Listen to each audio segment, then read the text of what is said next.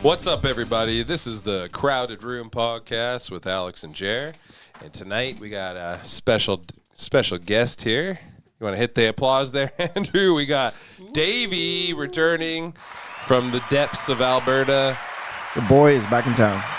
The boy is back in town. And how you been, Davey? Just like Thin Lizzy. I'm losing weight. Yeah, a little bit. Doing more push-ups every day. That's true. As soon as I saw you, I was like, holy shit. Actually, when I saw him, his beard was also out to here, so it made him look skinnier.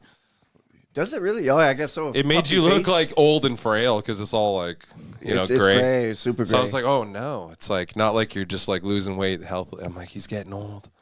No. No. Getting old. I was worried at first. You guys are all... No, I've got high testosterone. Maybe too much. I don't know. I think so. You know how you can tell the biggest difference between being pumped full of estrogen and testosterone is with it sounds like I'm setting up a joke, but like, I'm not. When you're full of testosterone, any like challenge, like you're looking forward to it. Testosterone makes a challenge feel like good, like you want to conquer it. Whereas like when you're full of estrogen, it's like, you're afraid of challenges and you get catty. That's like the biggest trait of estrogen is like getting catty and like, yeah, like you think like testosterone will make you more aggressive, but in a lot of ways, estrogen actually does. It makes you more like pessimistic and like a little more cynical and whatnot. Yeah, absolutely. Yeah, you're pretty positive, so. Oh yeah, for sure. You got to be positive. I'm 50. I think I might have said that last time. I don't know. I can't remember. Got to remind them. Right. Oh yeah. I got to screen myself daily for dementia symptoms. Walk through a. Nice. Walk through a door. The fuck did I come in here for? I gotta go back. Yeah. Oh, that's what I needed. Okay. Yeah. Have you ever had your testosterone tested? No, that's something I should do. I should really start looking into getting a doctor. I know some guys in their 30s that are already taking testosterone. Yeah. Yeah. That's anybody can go to a doctor because literally everybody's low on testosterone, like compared to the men before us. So like literally any of us can go to a doctor and get it tested and they'll be like, yeah, you're low on test. They'll prescribe tests. It's so easy. But there's a threshold to where you get it covered by your medical plan. If you can get it, you can do things to temporarily lower it. So that way when you get tested, they're like, oh yeah, here's this. And it gets covered. And, very easy thing to manipulate, and a lot of guys do it. I used to go to the gym with tons of guys who had it covered, and they're just doing testosterone. Who knows what else? Right. But they would say that it's a better alternative than them buying like steroids off the street. It's like instead I'm getting testosterone from the government. It's a lot safer, and like these are guys that like used to be so skinny. It's almost like a trans person. Like they have like body dysmorphia. It's like they need to like look like this, but they were born like this, like super skinny. And the problem is you can't stop. You're dependent on it for the rest of your life. So if you weren't making it in the first place, it's fine. But if you were and you tricked the test to do it, you're just shooting yourself in the foot. So if you take supplements, you have to like not stop, or else you get like the fucking. The thing is, your body realizes that it doesn't need to produce it itself anymore, so it just shuts down. The thing is, if you're taking testosterone, period, it's going to be like that. Like it's not like taking too much test will do that. And if you're taking test, your balls are like, well, why am I here? Why am I here? What am I doing here? And then they just shrivel up. That's why it's such a stereotypical thing for those big bodybuilders. Your hair and stuff, and it's I got a good shave. I got a straight razor shave. Which is why I asked, because at 50, like, what do you got to lose? But at 30, it's kind of shitty. Like, why would you? Well, what's interesting is baldness can be caused by a lack of testosterone and too much test. Right. And that's why Carm, like, I used to think of it as a low test thing. And then I remember talking to Carm, and he'd be like, you guys don't have enough testosterone. You still have your hair. Fuck you. Yeah, thanks, Carm. I'll remember that one. Yeah, it'd be worth checking out because it's free. I'm pretty sure to go get tested. Oh yeah, for sure. Yeah. No, I need more tests. Well, that's the thing. I have to submit myself to a doctor. It's not going to doctor to find out what's going on. It's more like, nah, I might have to get the finger up the bum. No, you know what? Should have done that 10 years ago, dude. They might not do that no more. 40, yeah. I had an ultrasound, and the lady doing the ultrasound was like, "Yeah, you have a very healthy prostate," which I obviously took. You just didn't feel her finger go in your ass. I was waiting for that part. Are you sure you want to take a second opinion? She was just sneaky. Yeah. Use your finger for a second opinion. Oh fuck! If I said that, I'd be canceled. Yeah. No, I heard like 40 now. They're telling people to. No, it's been 40. It's been 40 since we were young. Yeah, 40, 45, 50. Yeah. Yeah, 50 is the new 40 for Davey.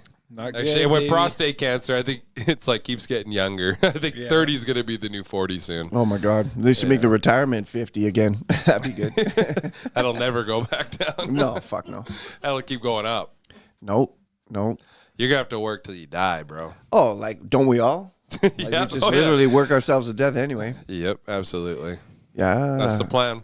That's the plan. I started an RRSP this week. Oh. You guys ever done that, any of you? Yeah, but then once it's like $200 or $300 saved up, it's like, fuck, I need that cash now. You can't. You can't just take it out. No. If you do, you get taxed heavily. You get taxed like heavily penalties, but I needed a couple $100. You can take the other $100 I saved up. Go fuck, dude. I've heard of people getting fucked over on those things. I never thought of those as like a retirement plan. I mean, you can get fucked over on anything, but it's an investment. It's not just a savings account. It's not just sitting there. It's invested into stock portfolios. They need those premiums monthly, on time, in full. with Manulife. So it's like they take that money and invest it into a bunch of things. That's life insurance. No, it's no. Not What's at all. Manulife? Where'd you get life insurance? They're investing money.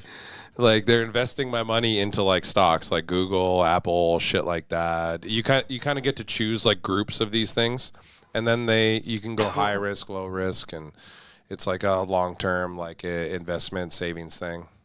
Okay. You never heard of like Manulife Financial or anything like that? It's a company.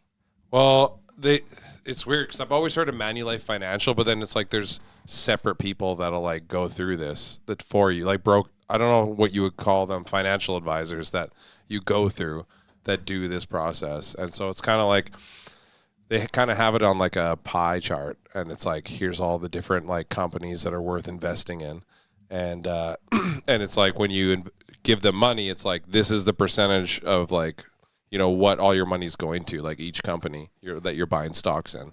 And so it's a bank that you went to. It's an app on your phone. It's a financial advisor. So there was like a building that you went into and had a meeting with a person. It is a self-employed financial advisor. So this is a person that you met with? This is a person I do a lot of work for. A lot of handshakes. Okay. A lot of salutations. So I'll shout out his company, Sun Life Financial. So they're financial. I've heard of that, yeah. So yeah, and then when you go, it's been a while since it got all started, but like I remember like how do you? Yeah, now I can't even think of it. Manulife or something. Either way, it's like you invest your money and like it goes. They buy stocks in like a bunch of companies that are like flourishing, like Google and Apple. And as soon as I fucking put money into it, the pandemic happened. And all this shit, like all the shit I invested in, like went down, and like all the shit that never goes down went down. And either way, it's been a long time since then. And 2022. So it's one of those things that you can like keep putting money into, like basically like you just keep putting money into it and it should keep growing. And that person makes their money off growing your account essentially. That's what they were telling. Because I needed to open a business account, and so I didn't have a TFSA or an RRSP or anything like that. So you just start it and put an automatic deposit into it.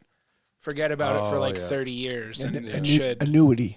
It should grow. What it says, it grows about roughly 10% per year, a bit more on some years, and some years it goes down. So it's an average over 10 years. And there's a reason why that happens, right? It's very similar to what I'm talking about. It's like it can go up, it can go down. That's because they're investing your money into things and growing it in ways. There's guys whose job it is to move it around. So you should have got an option for like high risk or low risk. Yeah, and I went for the middle. So like 10% is a lot. Like that's like there was some like the American tech stock. You could pick one of those. It was the very highly volatile ones. Yeah. They've made over the last 10 years, or I think it was 20 years, $10,000 turned into $100,000. Oh yeah, absolutely. Yeah. 10x. So like risky research and development. That's like crypto stuff too. Like it has to be as volatile as crypto to do like 10x. Like people like a lot of people use like housing, like they buy houses to invest their money into because it does kind of go up at a certain rate, or at least they're making money off of off the rent and stuff. So it's like you're making like a certain percentage off your money still. And that is considered like pretty high. And like, when you're investing money in something, like the low risk, I think is only like 5% or something like that. Like 10% is actually like pretty high. Like if you can get a guaranteed 10% back, people are taking that. Like that's really good. But there was 25, like some years went up 30, but that's over 1 year. Mm-hmm. And then the average, it's the American tech trades stocks are the ones that are doing really good, but everyone's like, oh, no one knows if this is going to fall out any minute now. Yeah, fair enough. Whereas you can do just the Canadian stuff that's kind of right now, who knows what's ever going to fucking happen anymore, man. The future is so uncertain. One thing we know is like BlackRock's probably going to flourish. Should we just invest in BlackRock? Basically, that's what BlackRock's doing too, is just putting it into these stocks. Yeah. Just spreading it out. Put your money where they put their money. Yeah, but it was going to win every time. Follow the Jews. Oh, sorry. Interesting. The juice. With the juice. Lady. She the juice. Basically talked me into just putting a bunch of money away for decades. And as long as you just forget about it and you don't need it, whatever. Yeah, my mom says if like you do mutual funds, RSPs, you just don't touch it. Don't touch it. Yeah. Unless you absolutely have to. Because you'll get fucked if you touch it. Just from my understanding, people can still get fucked that way. However, if you take that money and you just keep buying property and getting... You can borrow off of it. Yeah. You can borrow off of the it. Equity. But it's more about like... So the idea is you get a house with the lowest mortgage possible. And then... you rent it out so you can actually make a bit of money off of it. It doesn't matter how long it takes to pay off. Mm-hmm. It's like you just want the lowest payment possible. So that way, once that's paid, you actually have something left over. So you're making money off that. As some would call that passive income. But it's the idea of just accumulating enough properties and becoming a landlord. So then even when you're old, that's coming in. And anybody at any age can answer a phone and like fill out a form and be like, okay, you can live here now and rent out to someone. Yeah. And so like to me, I've always seen that as like the ultimate retirement plan. So ideally, it looks good on paper though. It looks good on paper. Is property tax. Yeah, for 6 properties. You got to fucking keep paying the property tax every year, and then something happens, you got to maintain it. All 6 of your renters fuck off at the same time. All 6 of your fridges break at the same year or something. That's when it bites you. But other than that, first world problems. It's hard, man. Like honestly, you're winning when you once you get that going. Even if you can just get one property down, like other than your own, that's rented out fully. I'm working for this guy right now. He has like a freaking duplex. He has a duplex, and upstairs is like 3 bedrooms. Downstairs, there's 2 separate suites, okay? So, like, there's already 1 suite rented, and then he got me to frame the rest of it. And now there's, like, a 2-bedroom suite on the other side of this basement. So, 3 separate suites on one side of the duplex. Like, that guy is making money. Like, no matter how you look at it. It's like if you have 6 suites in the whole duplex, like, this is a duplex, and it's got more suites than a quadruplex. Like, it's crazy. Like, he's making it work, though. You've got to rent it out, and you almost have to be a bit of a slumlord. He is. You can't really make it the nicest 100% place a slumlord. Yeah. Start out with cheap rent, but if I catch you smoking. Yeah. Like Gord tells me, this guy that I work for is a real estate agent. He'll buy and sell stuff all the time. He'll tell me, like, you'll look at his project that he wants to sell and go, oh, wow, that's some nice numbers and margins. And he'll tell you, like, yeah, but it's been sitting here for like 5 years. And that's at least $30,000 in property taxes that he's had to. So But that's because he's buying and selling them, and he's talking about just flipping them out. Fees for flipping. What he should do is just rent it out in the meantime, like, because you can kick someone out any time when you want to sell it. Like, I'm pretty sure you don't have to, unless you have like a 1-year lease. Even then, you can still sell the place. Like, there's ways around it. There's ways to continue the lease when you sell it. Yeah. And people, that's another thing. If it's rented out, that gives people a reason to buy it too. Some people are looking for that. Maybe not with the trailer so much, but like if you have the suite already rented out, that is like an asset to some people. The thing about the trailer is you're almost always renting. Even if you sell the trailer, you're renting the pad. You're renting the property out constantly. Yeah. And so it's like the shitty thing of that is you have to do your own garbage pickup. You have to do your own snow removal. And it's basically your property. It's not part of the city's scope of a lot of those. What do they call it? Like, things that you get the renter to take care of too, like snow removal on the city sidewalk. But the whole park. Oh, okay. Like the whole street system of the park and shit. That's what I was thinking of. Is a good property income venture would be like a trailer park or camping. Yeah. Open for the summer kind of thing, 6 months of the year kind of thing. Mm-hmm. That would be good income because, everybody's got a trailer. Everybody wants to go to the lake. Everybody wants to. We got a guy in town that he was talking about, Gord. He's the trailer king. He owns them all, man. Right. He's got over 200 units. Yeah, dude. Wow. He is. Like when I got introduced to him, my dad's like, "This is the trailer king."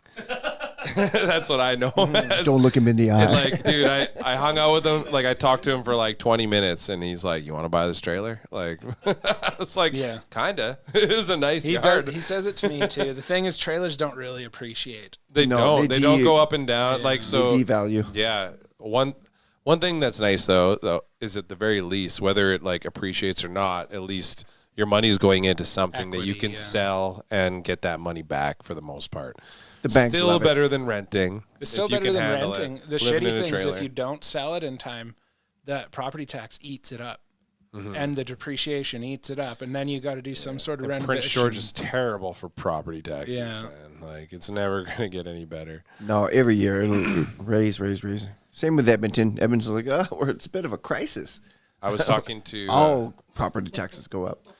I was talking to a guy today who is really big with like Chinese manufacturing.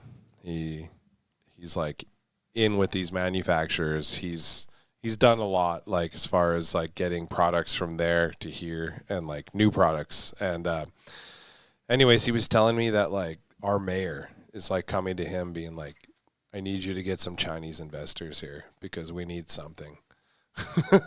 I just heard that today. Out of his, I was like, "Holy shit!" Like, so Simon, it's like because nobody wants to invest in Canada except China, and like for good reason too. But it's like we've literally created these conditions where, it's like China's the only one that gives a shit about doing that, and probably because they got Canada in their pockets anyways. Who right? knows? I heard there's a big issue in China where people that get rich can't really do anything with their money. So they need to outsource. They've been buying up like Pokemon cards because they can travel side hustle and sell it for foreign money and do stuff with that money. But they can't really, the government's kind of communist. Yeah, they've opened a bit of pretty capitalism in. This guy was telling me that like in different parts of China, you could do the same job. And in some places you'll get paid like 100 times more. It's like you'll get rich doing this job in this city, but in this part of the country, it's like worth absolutely nothing. And it's a weird place. To meet your needs, that's great. But once you have like wealth, there isn't like a whole bunch of moves you can make. Yeah, it's not freedom. There must be freedom with obviously there is though, because they're able to buy like huge condos in Vancouver and not even use them. They're taking their money out of the country and doing stuff with. But in order to do that, you have to still have access to all your money. Inside China, they're not able to really create an empire, like be a Donald Trump kind of guy. Canada was so silly for letting them do that. Now Vancouver is like so messed up. The housing market down there is just ridiculous. And a lot of it is black market money that they're just laundering because they don't even live there. Exactly. And that's why they had, I'm quite sure there's rules now. Like if you don't live in these houses, you have to sell some them kind or of something. fee. Like you can't have it. You can't have it sitting open. I believe they probably pretty or at least tried to do something. But either way, it's a problem that the government created. Now I don't think they even know how to deal with it. No, I don't think you can because just like those apartments, they don't want to let someone get burnt. They're going to bail them out. Well, and that's another thing is. I don't know if you guys, the rest of you guys, I'm sure you know about this, but Mark Carney is like bailing out these. And that's the thing is only certain people are calling it bailing out. Other people are like, oh, he's buying these condos that won't sell. It's like investment. Well, in a normal economy, if they don't sell, eventually the price goes down and someone buys it. And you are bailing. By definition, you are bailing these guys out. It's like. Man, they can't just let our economy and our system just like balance itself out. They're like, no one's going to do the job for this price. Let's bring in people from third world countries that will. It's like, why not just let them, increase the wages for these jobs, and then maybe more people will want to do them. Instead, no, let's lower the standard. Like that's what Donald Trump wanted. He wanted his manufacturing sector to be like going home with $40 an hour. Right? Mm-hmm. You just sit there, zap, zap, zap, doing one car part all day. But 10 hours a day or whatever, you're going home with $400 a day. Like, that's nice. Well, look at Tim Hortons over the years. Like, what a Mexicans fall will from do it grace, for 20. Man. What a fall from grace. Tim Hortons, it started. Sing Hortons. I know that's racist, but I love my East Indians. Shout out. Baji. So, like, who's in the comments? Which one of you is attracted to me? No. So the whole reason Tim Hortons started, one hater or one hair plater. It's all just Stachio in the comments talking to himself, trying to get get something over going. There, Davey. Oh, I love it. I haven't read the shit yet. It's too far away. I'm too old. I said the best place to get your financial. That's him. Yeah, oh, wicked. A bunch of those. Yeah. But so the whole reason Tim Hortons started is because back in the day, hockey players didn't get paid like celebrities. No, they got paid a very humble wage, and they typically had to have another job. They probably had side jobs for sure. So Tim Horton made a coffee shop, and every Tim Hortons had a baker, like their own baker. Everything was made in-house. Like it was, you can imagine back in the days. And we're talking, I think globalism trucks everything in. This is like the 30s or 40s, I believe. And so Tim Horton dies, and his business partner takes over. And then, like, basically when he's 90, he like retires. I think it was in the 90s, he retires and sells it out to like Wendy's. Wendy's, that's right. And so Wendy's bought it, and things were like kind of okay then. But then when Wendy's sold it off to Burger King, that's when everything went downhill. And it was kind of during, like, now we live in an age where all these huge companies, like CEOs, are bound by law to do everything they can to make investors money, and there's nothing in there to say, like, we need to make conditions better for our workers or pay them better. Like, by law, this is a thing now. So in this, like, day and age, like, it's worse than ever for these big companies. So when they got a hold of Tim Hortons, they're like, how can we make the most amount of money? And the quality of food and everything have just gone down. Oh, yeah. And their profits have gone up. And it's time to stop supporting stuff like that. That's right. As they say, like, if you don't buy it, they can't sell it. And it's like, we need to, like... A lot of YouTubers are like, hey, look at this Tim Hortons. Empty. Because if you don't buy it, they can't sell it. Yeah, Sam Walker's been doing that. I think he's the one that started that. Pizza they had? Oh. It's, thank you. As we call it, goy slop, man. It's goy just slop. Goy slop. Oh, that pizza? I love pizza. Pizza's like sex. Even if it's bad, it's still pretty good. But not Tim Hortons pizza. Oh, as Phil used to say, beers are like blowjobs. You never had a bad one. You just had better ones. Rest in peace, Phil. Hell yeah. I didn't know Tim Horton was a real person. Really? No, hockey player for Toronto. I thought it was just a name. He was a Canadian NHL player. It's like Mrs. Dash. The Burger King's a real guy too next? Yeah, like Aunt Jemima. Aunt Jemima was a real... Aunt Jemima was a real slave. I can't say what he said, but... The guy with the hat on. Yeah. The guy in the airplane. Yeah, that's the real Burger King. Yeah. If you know, you know. Hell yeah. But yeah, man, Tim Hortons, fall from grace. Don't support it. No. You don't buy done. it, they can't sell it. No. Any company that sucks, stop supporting them, man. Eventually, a good one is going to gain traction. Go support a place like a local place that's actually good. What sucks is Second Cup's good, eh? the second a company becomes big enough that it gets investors, then it becomes about them and not us anymore or the people working there. And that just sucks. Like, that's the world we live in now. So it's like, you got to support the smaller things before they get big and then move on to the next smaller thing. Yeah, when post-COVID, when all the mom and pop shop restaurants closed and all of a sudden McDonald's is setting up here, there, and everywhere, it's like, wait a minute, something's not right with this world anymore. Yeah, no, and that was just after like 7-Eleven Meanwhile, I had went through. McDonald's twice today. I broke my own rule. God damn it. Right with this fucking world. Tired of sucking this McDick. Davey's living on the Goy Slop. They need to stop selling this shit so I can stop buying it. I know, but I tipped the delivery guy. It's not because of the franchise. It's because of the person that brought me the pizza. I asked for extra cheese. What do? No cheese, extra sauce. Oh, I was there that day. Yeah. I was like, dude, look how much sauce is on this, and there's like no cheese. I was like, I think they heard you wrong. Something. Yeah. No protein for you. Right? No, my McDonald's experience. Come to the first window. And of course I go to the first window and she comes, second window. Shit, I thought I heard that right. It sounded like Gandhi. Sorry. But that was my experience. So seriously, go to the first. It sounded like she said first window. No, that's Canadian accent. That's the new Canadian accent. Yeah. Maybe last window, and I heard it wrong. Come to the last window. I don't know. Wait, what are we talking about? Oh, my drive-through experience at 4:30 in the morning this morning. Your At journey 4:30 to this McDonald's. My journey to McDonald's, like my walk of shame. I was not impressed. Like I'm so. It's like a step on an ant. You're like, oh, sorry, buddy. You go to McDonald's and have a burger. It's like, I shouldn't have done that. And then you went back. And when I went back for lunch, Yeah. It's like an empathy struggle. it's existential. More like an addiction. It is. It's a craving. I have a mad carb craving, so I'm like, It's the bacteria in your gut. it is. The worms are like, no, where's our McD? It might, right? No, never mind. Yeah. Need more bread and pasta. Bread and pasta. Exactly. Please, Davey. You want sugar in your coffee this morning. Do it. The worms are telling me what to do.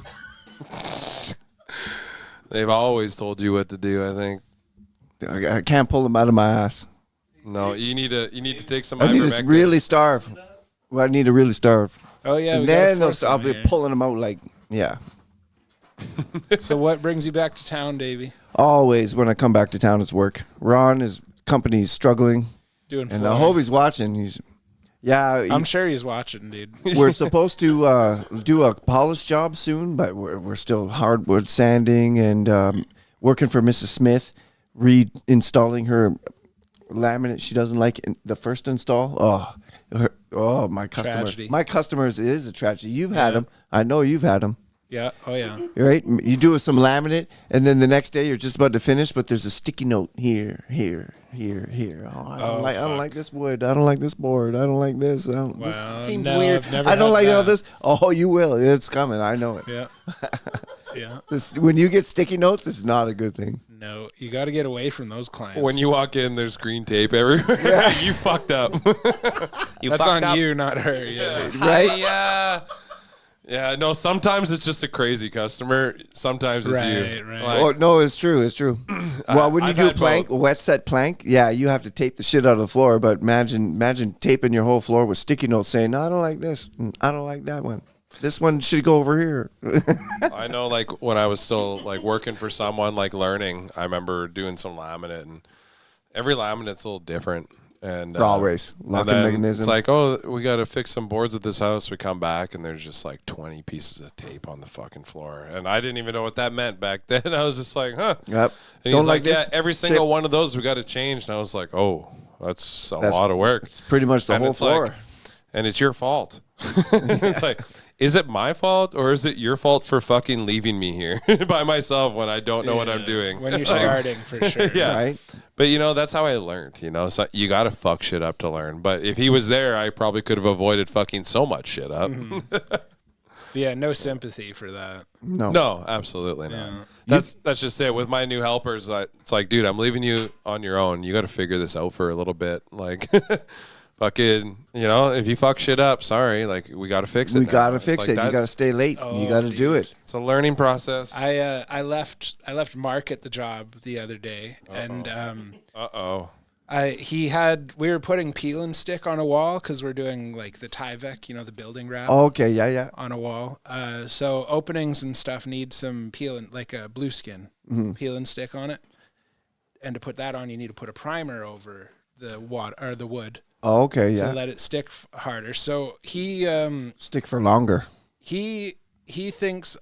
Puts some on and thinks, oh, this is kind of thin. I need to shake the bucket up. And I already shook it before giving it to him. But I guess he didn't put the lid on tight enough. And he went to shake it. And I don't know if spilled like $200 worth of liquid. It's a $200 can. Like I believe a it. pint or whatever, a gallon bucket. And it went everywhere. And I don't know if it fizzes up or like pop or something. Bubbles up like. But I just get a call, and I'm at the bank talking to that bank lady, and I get a call and I ignore it because I'm in a meeting, and then I get another one and another one, and I finally answer. He's like, "Where are you?" And I'm like, "I'm at a meeting. What do you want?" He's a full-grown adult. He's almost 40 years old. Like, where are you? What do I do now?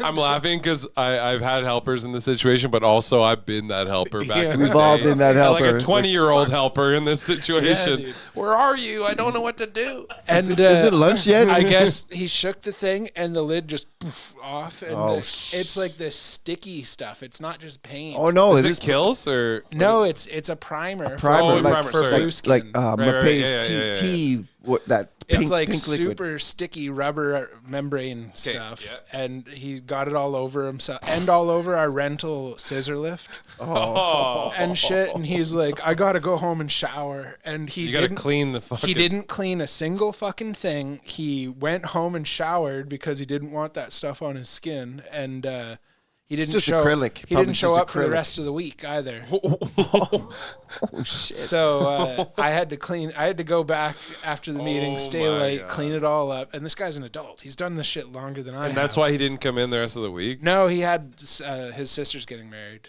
or something, so he wasn't going to come. So it was already booked off? Yeah. Oh, okay. All right. All right. Yeah, all of a sudden, by the way, my sister's getting married. I'm not coming in the rest of the week. That was like the time when I was working with Alex, and we were building that desk. Or that countertop. And I had that can, and I dropped it. Boing. That one wasn't even as bad because we had varnish, like clear coat, to put on a countertop like this, like a real wood. And he dropped this. It was a $50 can of thing too.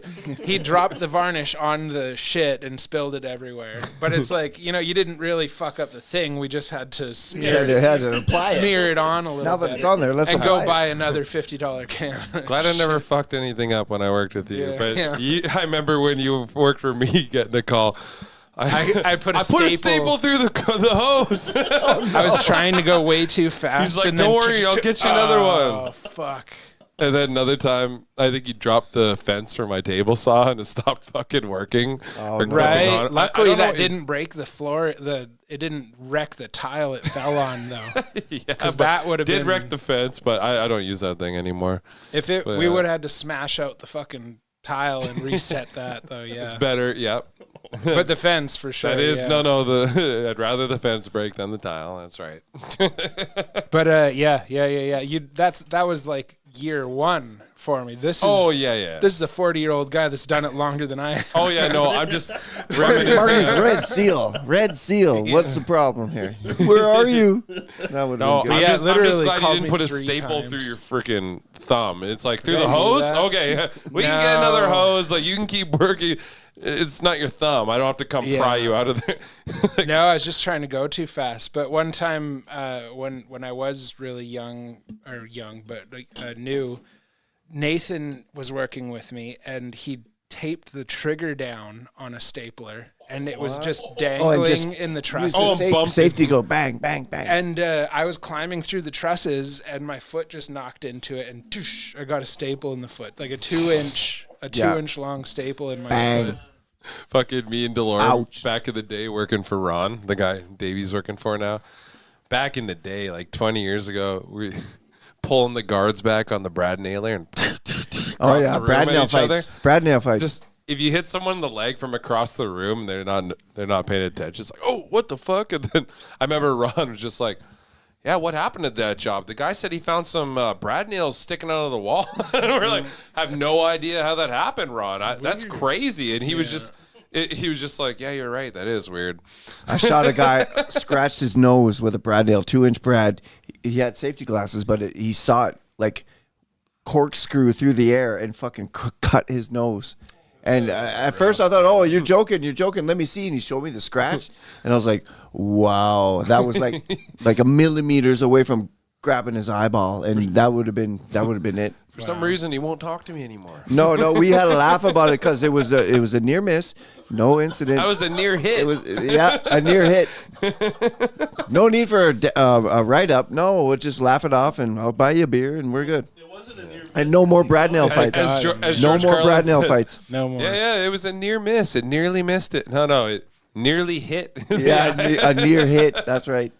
It was a near hit. Holy Christ. Yeah, but yeah, I had to go back and use like gasoline to clean that shit off. Oh my god! Like water wouldn't do it. It was. Is it pretty toxic it's stuff? It's meant for repelling water. Like it'll say on it if it's toxic. There was no need for him to run home and fucking. Yeah, shower. He should have cleaned it up first. Yeah. No, right? But you did need acrylic. you did need some sort of solvent like gasoline or something. Like you couldn't just put water in a cloth to it. You know Mystique. She's got that acrylic paint suit. She's the X-Men. Yeah, that's right. But that's like makeup for the movie. She used to be a man. Yeah. They paint you with acrylic, and then it dries up, and then you got like a acrylic suit. So that's the same thing as that membrane. If you splash on your arm and let it dry, you can just literally rip off your arm hair. Once it's dry like that, latex. I'm sure. Yeah. It's latex based. Yeah. Nasty. But yeah, $150 a fucking bucket, and he just.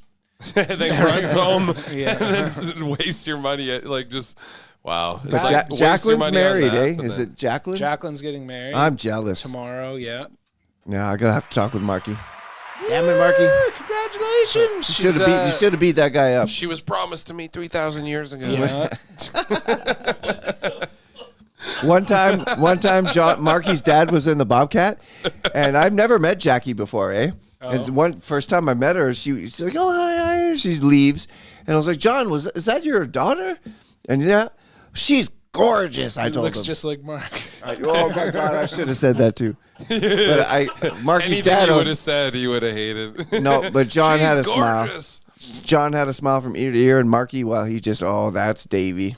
He's like, don't bring that guy around here. Yeah. Don't bring him around my daughter ever. He looks away, and then his smile just drops. Yeah. Not around Jacqueline. Cancel this kid. Yeah. How dare he? He's going to marry my daughter. How dare he? Tried to steal my daughter. That's the thing, though, is like Marky's sisters, like, you look at them the right way. Oh, good looking girl. And then you catch them in the right light and you're like, that's Mark. That's Mark. I could never in my fucking life. Just because of We're joking. Just because of those little moments, I could never, ever be with someone like that. Ever. No, it's they're good looking girls, but like I said, just the right angle, the right light, and there's Mark. And that goes for his dad, his mom. Like that gene is strong. Whatever it is, it's in all the Elmsley blood. Yeah, they all have that similar face in there. Yeah. Yeah. Yeah, you got to send a link to this podcast to Marky right now. Give it to him. Yeah. Just to hear him say, "You son of a bitch." Wouldn't watch son of a We bitch. should just say this episode's featuring him for fuck's sake. Featuring Marky. Let's get him on the line here. He'll say something he don't want. He'll say, yeah, he'll pull drop an N-bomb like twice He or just three answers times. the phone, N-word. Yeah, that's what he does. Go for N-word. No, it doesn't get any better than the first time our buddy Russo came by. Oh, shit. And Mark, the one that says the N-word the most back then, he's just like, Yakachuk's bringing his black friend. They're just coming up the driveway now. Whatever you do, don't say the N-word. like literally, I don't have a problem with that. 2 seconds later, they come in the door downstairs, and Mark turns around and, what's up? And like says N-bomb approaching. N-bomb we all incoming. just fucking. It's like you just told us not to say it, but in his mind, it's just like it's so natural. Tourette's. Not even Tourette's.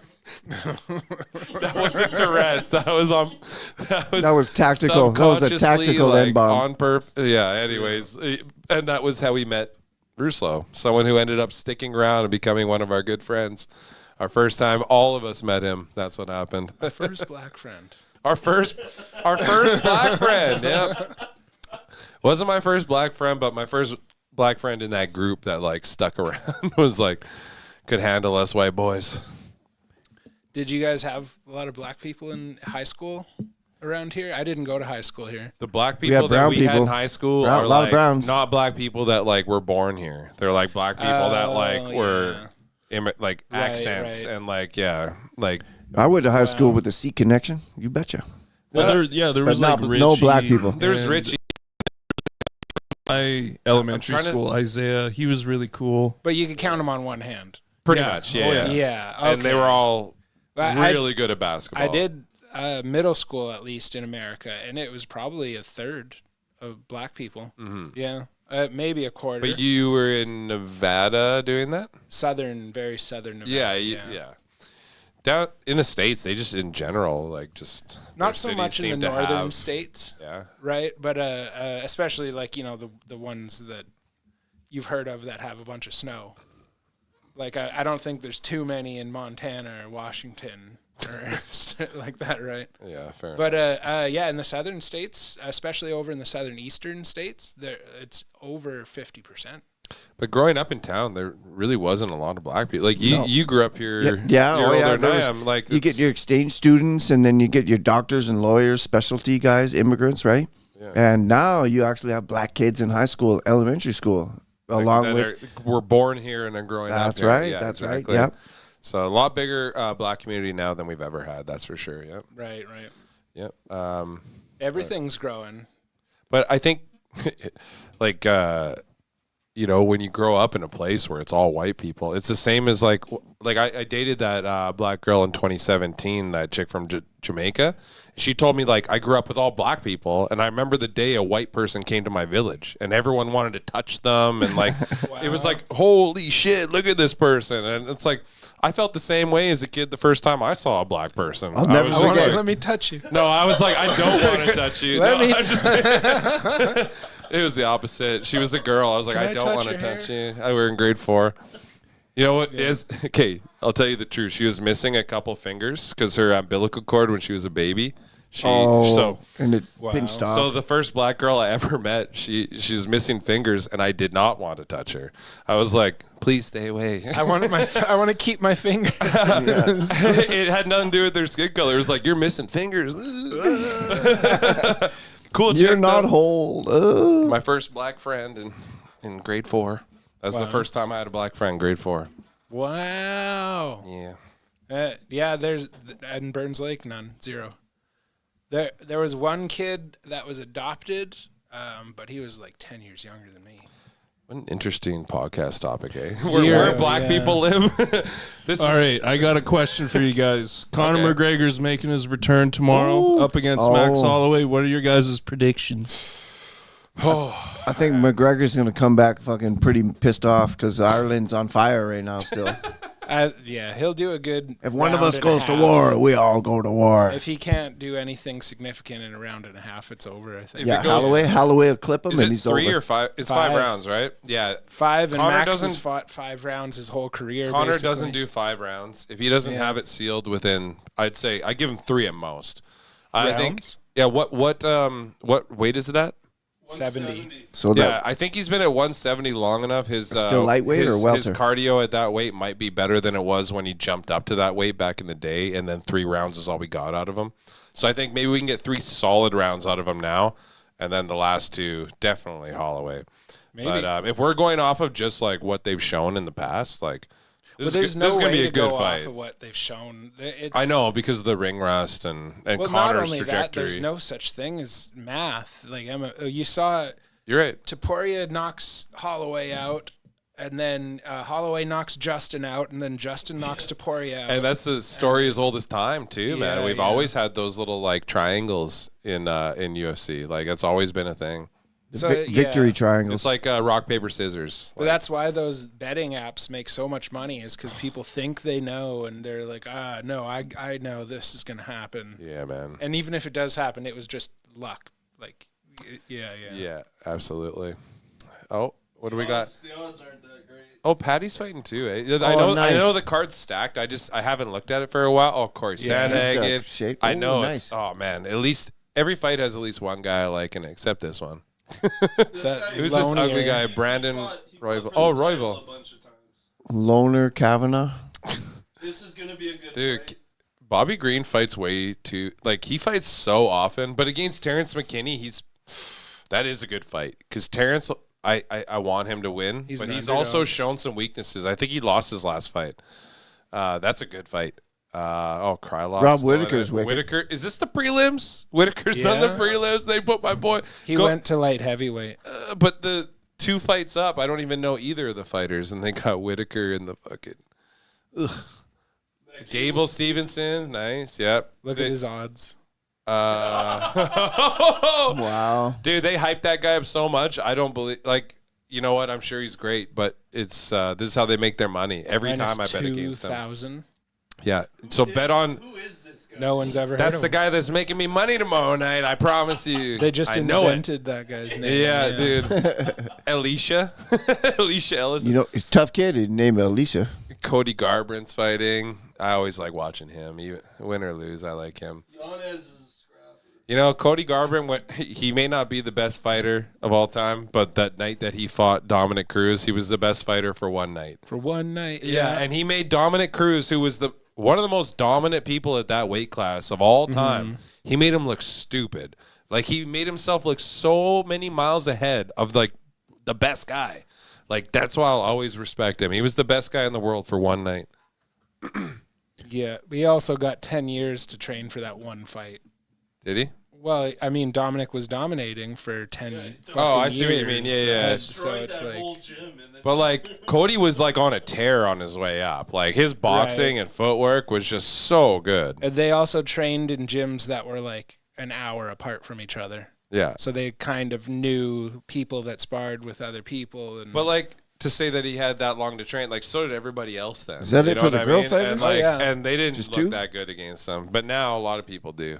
But he was the first one to really put it to him. Yeah, but a lot of the guys that he was fighting didn't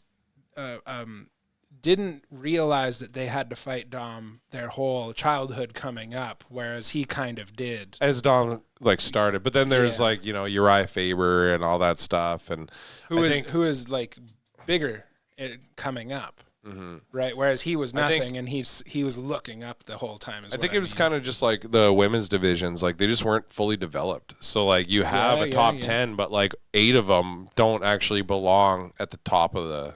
You also didn't know that was going to be a thing.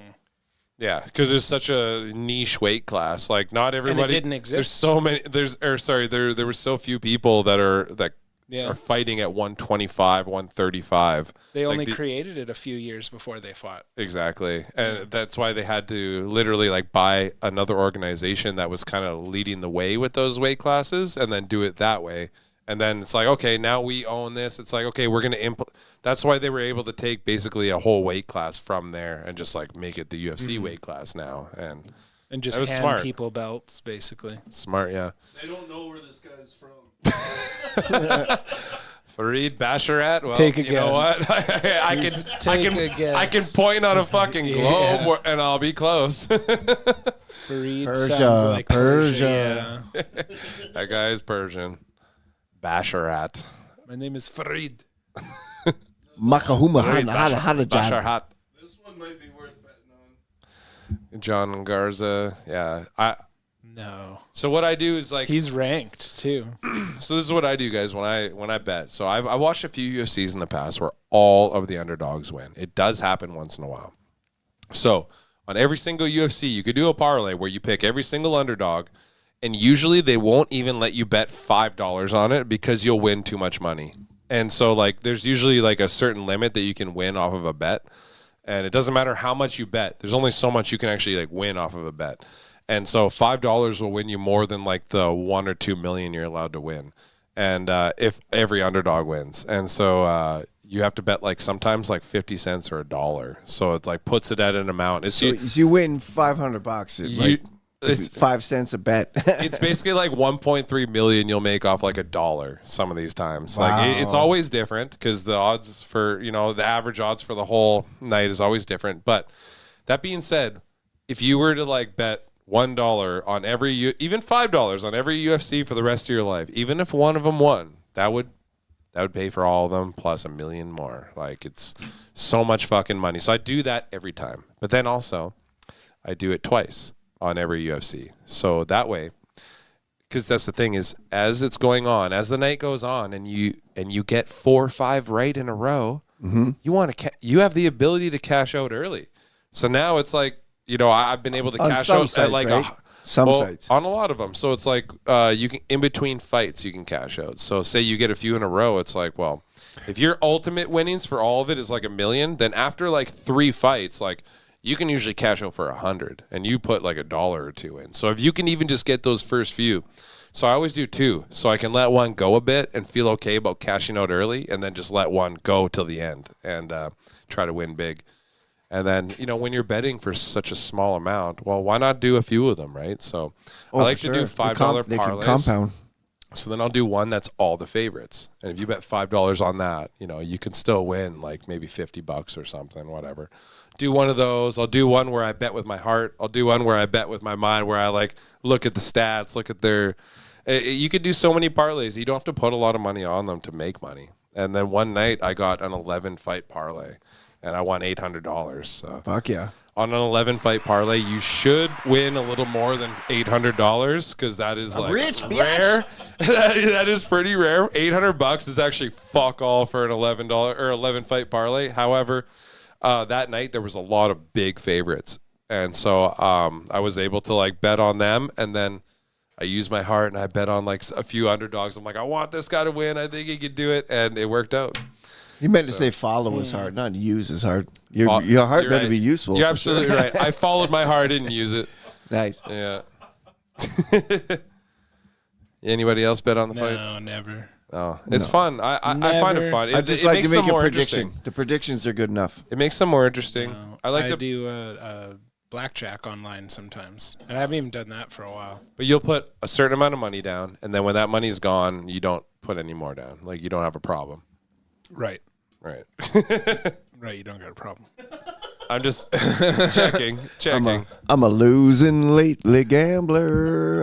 No, you can do Poker Stars does like all this gambling and stuff, and it's fun. It's a lot more fun than doing the gambling on the fights, I feel, because then it almost turns into a job to watch the fights when you have money on it.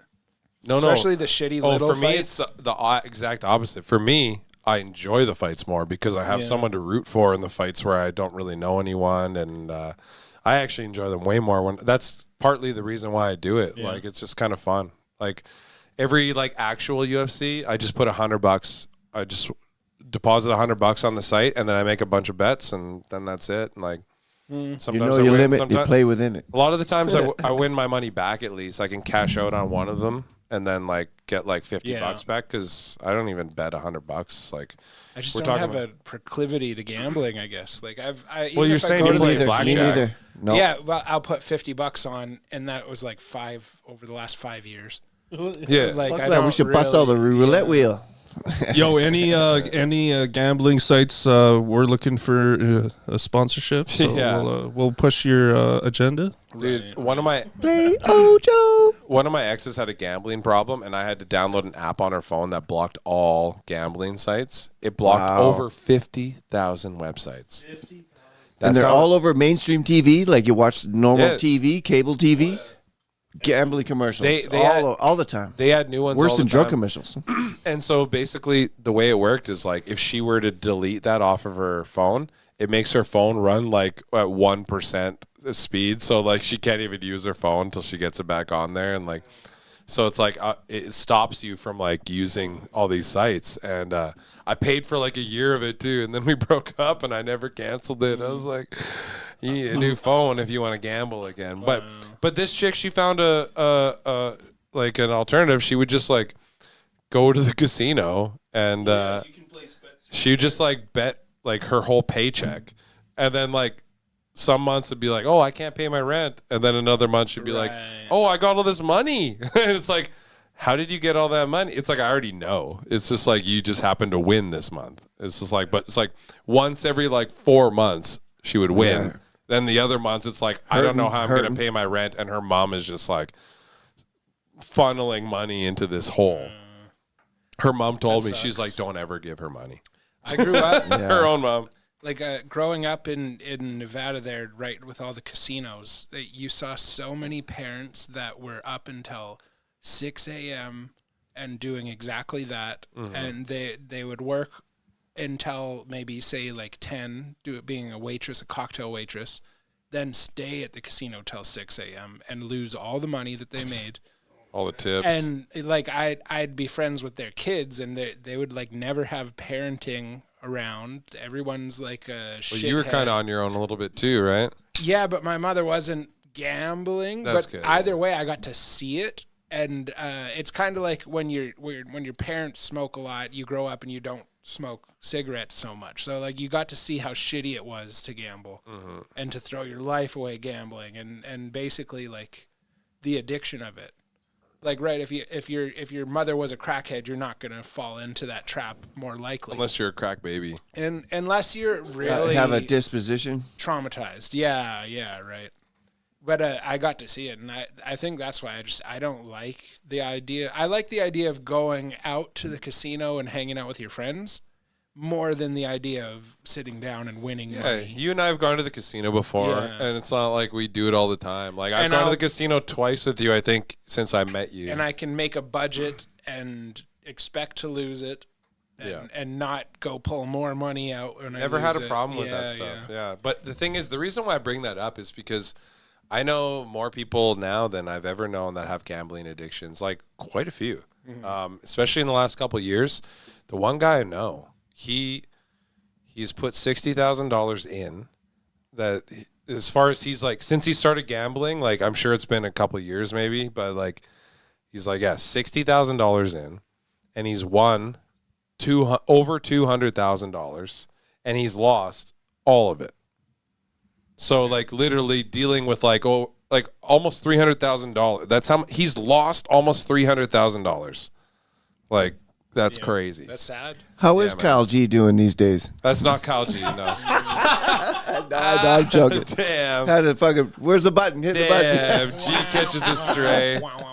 Hey, shout out to Kyle G. Sober. We miss Kyle. We love Kyle. Sober, living a good life, being a good boy. I think he's doing good. Yeah. I think he's doing good. He had $1 million, but he spent it all. He's gonna love you, Kyle. You're out there somewhere. He's gonna come on the podcast again for a redemption episode, I think. He's been saying that for years. No, he doesn't say it at all. I say it. Yeah, he's just been like going into the forest and like climbing and like hiking and stuff. Yeah. Fuck yeah. He's been working on some music. Sounds pretty heavy, him and Marley. Yeah, and he's getting back into DJing, I'm pretty sure. Yeah, he's just following his passions. That's all he's doing. Like he's keeping himself busy so he doesn't fall into the same trap. But he's really just like he's figured out like what he likes, and that's what he's doing. And so he, you know, that old video of him we have that got the most views out of everything we posted. We took it down, but it is private, so we can still watch it once in a while. And did we actually take it down? Did you guys take it? No, that one's so good. It's not channel. down. Oh, yeah. If you go to the page, not everyone can see it, but we could see it. And that's what I told him. I was like, I just made it so like the average person can't see it, but it's still there. It still exists. We still get to laugh at you a bit, but you're going to come on the podcast, do a redemption episode, and show everyone how much better you're doing. Well, I just remember there was chicks commenting, being like, take it down. He's better now. And I was like, what the fuck? And I was like, retard. No, I'm not doing any of that. And then G was just like, hey, like my family was complaining because like that's out there and blah, blah, blah. Like, could you? And yes, nicely. And I was like, man, I'm proud of you for getting better. So yeah, it's not even that bad. He just goes to sleep. It's not that bad. And if it is that bad, it's a reminder of where you came from. Yeah, and it's like part of the journey. To be fair, I took it off the page that he asked me to. It was on both the pages. I took it off. He sent me the link. I took it off. I took that one off. If you go to my page, it's still there, up and running. It's not like we kicked him when he was down. He was just down. No, he was down, waiting to get kicked. The thing is, none of us really understand what it's like to be that hard up and be triggered to see it again. And you know, he didn't say that he was triggered by it at all. He said his family was upset that it was out there. I don't care about his family. And yeah, I know. Yeah, but. You know, I care about how G feels, and if he, you know, I was proud of him for getting clean. It's like, you know what?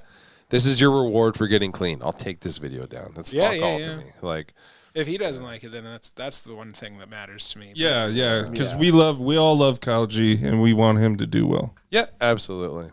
Yep. Yeah. Right. That's I great can't wait for to see him. Kyle again. It'll be a It blast. sucks that he can't really like be here and chill. Yeah, Prince George is tough for him, but I'm sure he can like make visits here. He just can't live here. He doesn't like the vibe of Prince George anymore, and I'm sure it has a lot to do with the people he associates himself with. You know, like at his worst, there a lot of people like you and I weren't spending time with him. He had different friends that he was going downhill with. And I'm sure like the problem is probably that how quiet it gets when you're alone. And then you'll fall into those traps. Oh, big time! Yeah. Whereas when it's quiet in your new environment, those traps don't exist. Yeah. That problem isn't there, right? Absolutely. But again, like I said, we don't know. We can't judge because we've never been down that path. Absolutely. Or anything. I mean, good for him. That's it. Cheers to Kyle for getting clean. Yeah, Kyle, we love you, buddy. 2 years after the fact, still proud of you. Always proud. Yeah. Well, with that being said, what do you think? Do you got a couple videos to play for the end of the podcast? If you want to, yeah. I would love to, especially that one that I saw you post earlier. Something goes flying. There's this what's it called? The guru says that God can make him fly. Oh. Well, this should be good. This will be great. All right, let me switch this here. I just realized you got us in my house, in my living room. Yeah. I was like, what's with that computer behind Alex? It actually, Oh, yeah, funny. the green screen. The first time we used that background, Nate was like, "Yeah, watch the podcast. You guys did it at your house?" I was like, "No, dude." Oh, is this the guy? Oh, hey Alex, this is your guy. Eh? What's it say? Read the top there for him. Viral Hindu priest dies after cleaning. Divine powers could help him fly the mountain. Well, yeah, oh yeah. He's got crap tied around his neck. I'm more than a man. Look at me. I'm an angel. Whee! What made him think this? He's he didn't even jump. He's literally like, yeah. He probably told himself, just don't tense up. But I'm pretty sure he's like preaching to a crowd that all thinks he's divine. If you don't believe me, you can follow me. See how he fell hitting it? You look like you fell down the ugly cliff and hit every rock on the way down. Look at the way he falls. Fucking just I see what he's bouncing doing. off every rock. Here we go. Dude, yeah, God'll catch me instead of jumping. So God can catch him. He's like, I'll just slide down hesitantly and then dunk. Oh my God. You think it's gonna be okay? Here we go. This is a Did He Die here. So you tell me. Did he die? Yeah, this must be some kind of stampede, obviously. He's about to get stampeded. The rodeo. This guy, it literally looks like Gumby here now. All right, he's winning. That was a broken neck. Yeah. And you play with a bull, you get the horns. now. That bull must be like so happy right now. Like, you stupid. Literally ragdolled.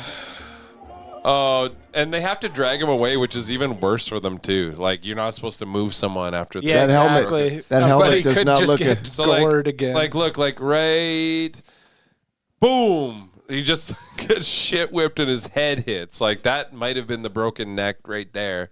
Oh, dude, he's fully squashed. His legs are broken. Pulverized, yeah. Oh yeah, especially twisted up. I'm and, sure like, he has ankles, like 100 yeah. broken bones. Yep. Yeah, he's probably not gonna do that again. He died doing what he loves. His legs are broken at the top. I think he survived. Look at him shit whipped as I say that. God darn it, I ain't never going to round them bowls again. The reason it's funny is because he put himself in this situation. Like, what did you expect? Yeah. It's been 7 seconds yet. Makes 7 seconds. Makes it a lot easier to laugh Oh, at. yeah, When yeah. they've all Fucking rodeo Like, clown. like, really, what were you thinking? I'm Johnny Knoxville. Welcome to Jackass. I'm going to ride this fucking bull with his nuts all fucking strangled. Good up. job on the cowboy lassoing the bull off the guy, though. That's wicked. I have no sympathy. Like, the cliff divers and stuff. Oh, the that- bullfighters? that get hurt. When you play with the bull, you get the What's horns, this? right? Viral? I can't. Viral prank. Prankster So sprays. if you play the audio, Nice. There's a backhand. if you play the Prank ended in audio, tragedy, leaving a social media influencer seriously injured and possibly in a permanent vegetative state, Aw. while the man who struck back was found not guilty in court, sparking major public debate. The incident took place on a crowded pedestrian bridge in a Boston park. 19-year-old prank influencer Tyler Brooks was filming content when he quietly approached 34-year-old Alex Mercer from behind. Without warning, Brooks sprayed an Air horn. liquid at Mercer's head. You fuck with he sprayed him with liquid. Oh, you fuck with my ears, you're dead, man. Yeah, that's Davey right there. You fucking take away my earphones. He was rushed to the hospital, where doctors reportedly confirmed serious. Bam! Just a backhand Yeah. knuckle. Suggested he could remain in a long-term coma or even be left Yeah, my headphones. Man, I was listening to Captain Murphy. That's turning the bullshit. case into a national talking point. During the trial, prosecutors charged Mercer with felony assault and sought a conviction. However, the jury ultimately found him not guilty. Defense lawyers like Harvey argued Weinstein. Mercer had no way of knowing what substance had been Exactly. used and reasonably believed he was under attack. That with looked like an potentially air horn. dangerous chemical. It's it was an air he horn, you squirted After liquid on the him. verdict, What is it, public though? opinion sharply It was divided. water, Supporters but argued he didn't. The some guy didn't know. validators go too Yeah, far you to don't know, chase so the fuck. blame. If There a is stranger restraint squirts on something on you, and must assume it's accept piss, consequences. beat the Right. shit out of them. Well, it could have Could be been bleach, acid. acid, It could be bleach. something worse. Injury Just goes assume it's beyond bad. reasonable Yeah. self-defense. So But what yeah, do you think? Justified the same as the self-defense bull or rider. excessive It's force? like you fucked around. I found and out. You get what you deserve, you piece of shit. What do you really think that you just get to go fuck with people and nothing's gonna happen? You're just like, oh, you're supposed to laugh at yourself now. Just a vicious backhand, though. Like fucking all knuckles. I love it. Yeah. I hate pranks. Like when it's a group of Punked. people that all accept like we're fair game, whatever. But just like fucking with those guys that fuck with people at Home Depot or something, like The one I played last. you deserve an ass kicking. Yeah.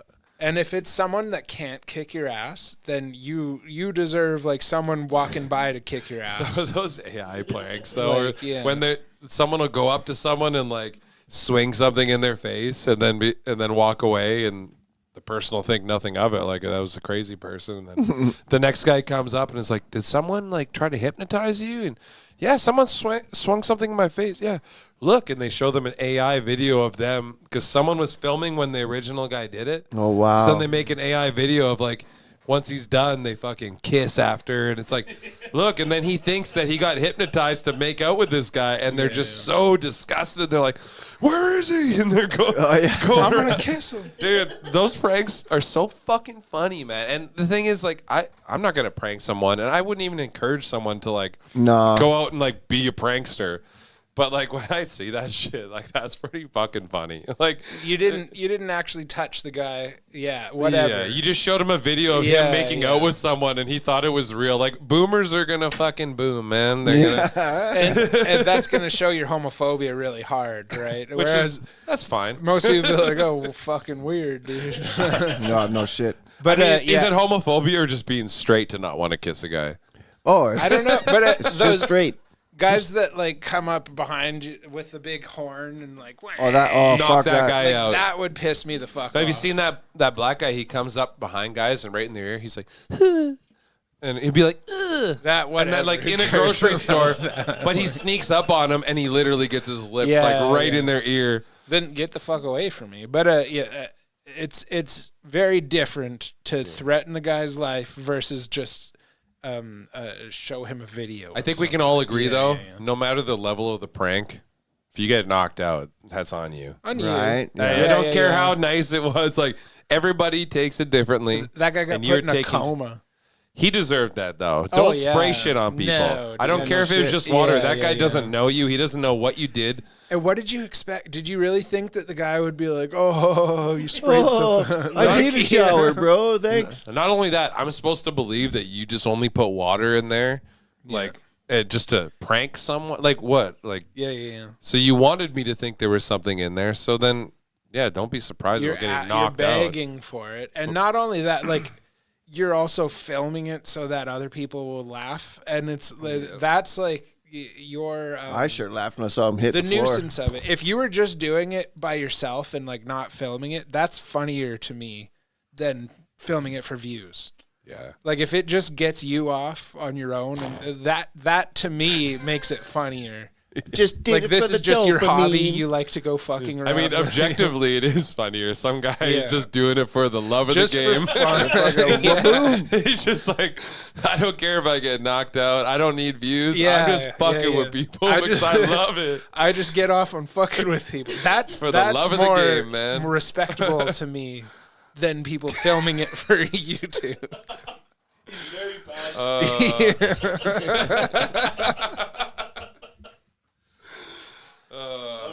This is my hobby. Yeah. Oh, look. This is the first time that Andrew ended the show. We're done with this shit. Andrew says we're done. Ladies and gentlemen, we appreciate it. Like and subscribe. This has been another episode of The Crowded Room. Thank you, Davey, for showing up. Oh, thanks for having me, guys. You know I love you guys. It's a rare occasion, a treat, if you will. Yes, sir. Straight from Alberta. Buddy.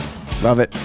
Enjoying the weather here, hey? It's supposed to be nice next week. Wednesday, Thursday, Friday. That's what we've been saying all summer. Yeah. Whatever, Weatherman Davey here. All right. Hey, weather Wednesday, Thursday, sun. Enjoy the weekend, guys. Goodbye. Peace out.